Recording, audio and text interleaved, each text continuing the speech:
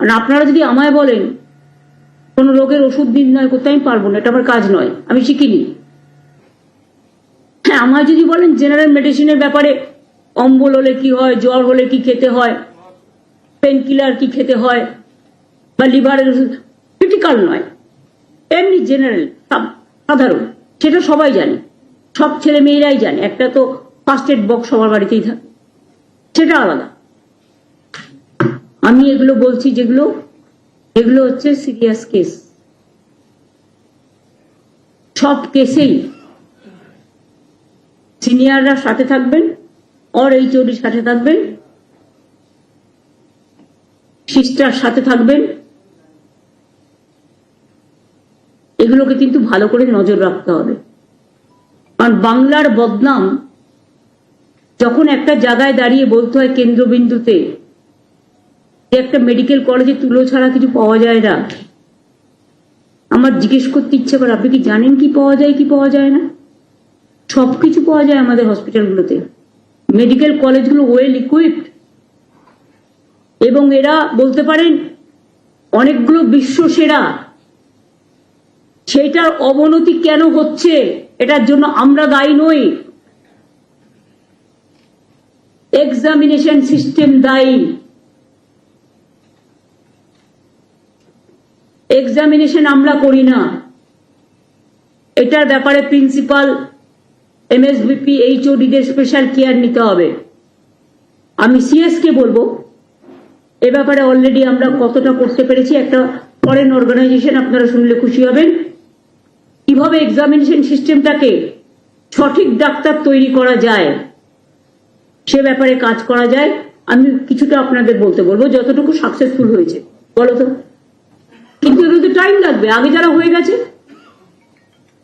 বলো। ইতিমধ্যে আমরা একটা হেলথ ডিপার্টমেন্টের উদ্যোগে NHS UK সঙ্গে যোগাযোগ করে কোলাবোরেশনে একটা ওয়ার্কশপ আমরা ইতিমধ্যে করলাম নভেম্বর মাসে, যেখানে আমরা বিভিন্ন এক্সামিনেশন সিস্টেম, অ্যাসেসমেন্ট, অ্যাক্রিডিশন, এই ব্যাপারে ডিটেইলড আলোচনা হলো, কিভাবে এটাকে আরো সাইন্টিফিক, আরো সিস্টেম্যাটিক করা যায়।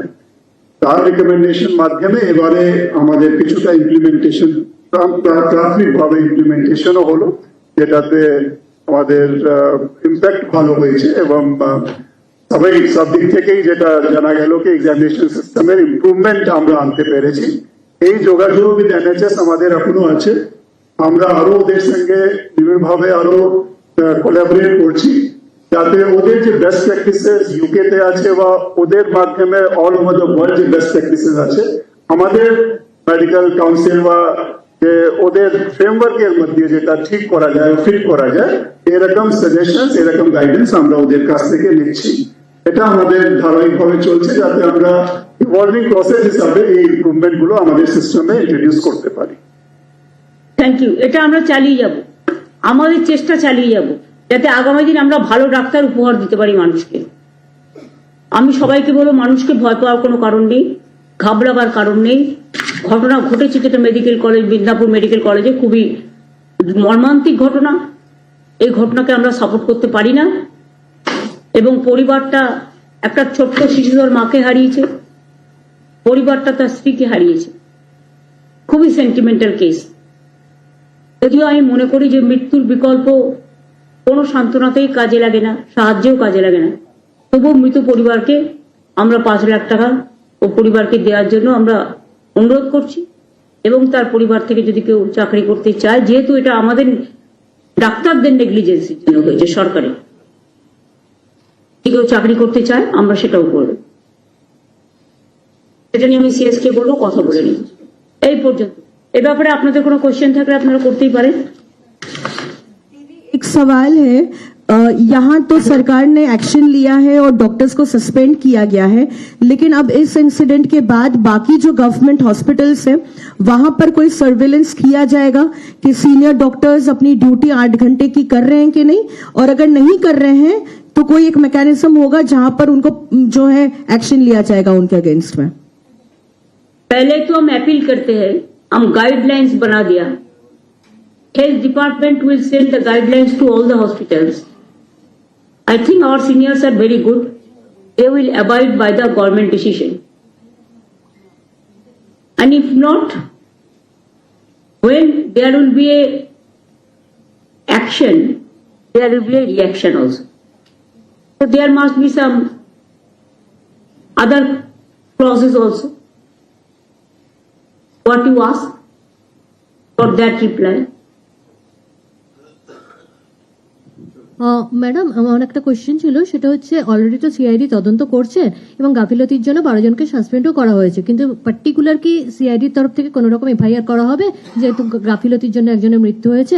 আর অটোমেটিক্যালি যে হেলথ ডিপার্টমেন্ট থেকে যেটা হয়েছে কমপ্লেন, সেই কমপ্লেনটাই তো FIR, it will be treated as FIR.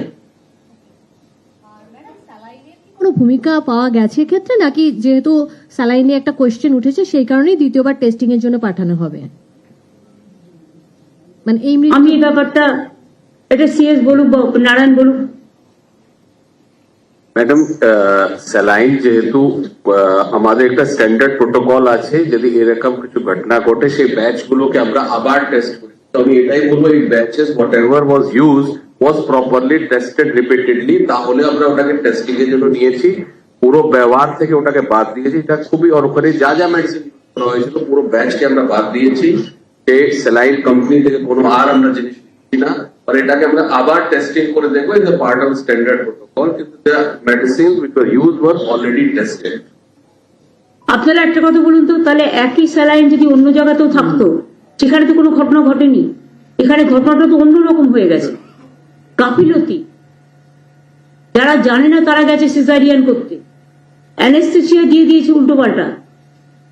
নামগুলো কেন হলো? এমএসবিবি তার দায়িত্ব নয়? অ্যাডমিনিস্ট্রেশন দেখা কোথায় ছিলেন তিনি? HOD head of the department কবার গেছেন?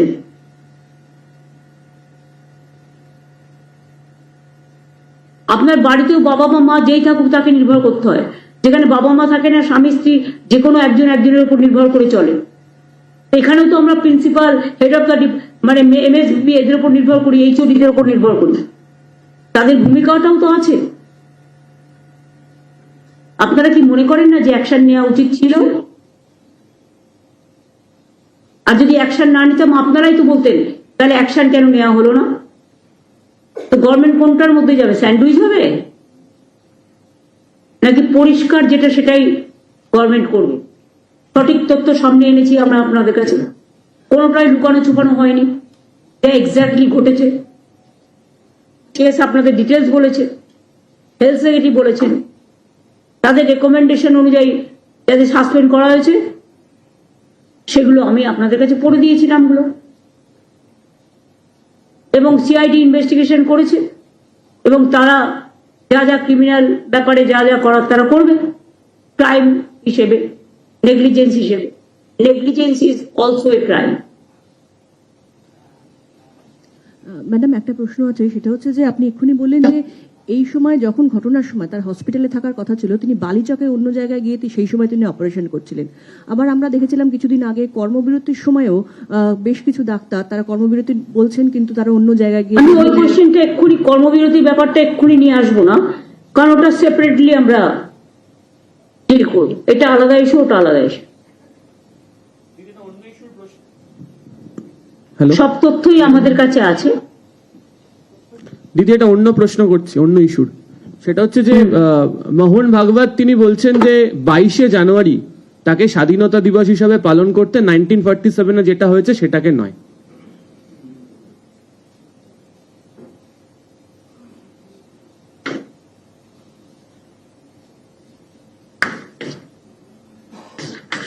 না না, স্বাস্থ্যসাথীতে তো 5 লাখ টাকাই বলেছি আমি কি 5,000 বলেছি? প্রত্যেক স্বাস্থ্যসাথী 5 লাখ বলেছি।